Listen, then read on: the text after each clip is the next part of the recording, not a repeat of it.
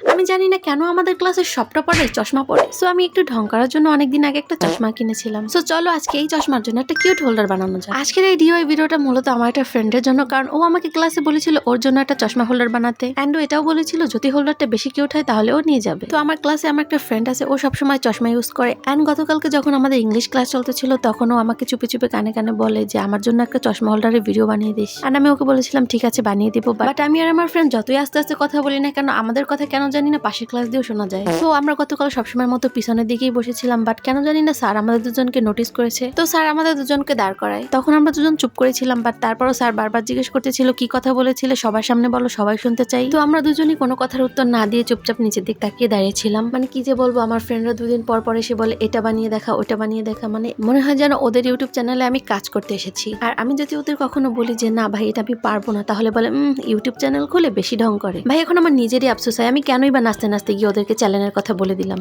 যাই হোক, তো তোমরা নেক্সট ভিডিওতে কি ডিওয়াই দেখতে চাও অবশ্যই কমেন্ট করে জানাবে। তো কথা বলতে বলতে আমাদের কিউট চশমার হোল্ডারটা রেডি, এন্ড আজকের ভিডিওটা যদি তোমাদের কাছে একটু ভালো লাগে তাহলে অবশ্যই চ্যানেলটাকে লাইক, ফলো এন্ড সাবস্ক্রাইব করে রাখবে।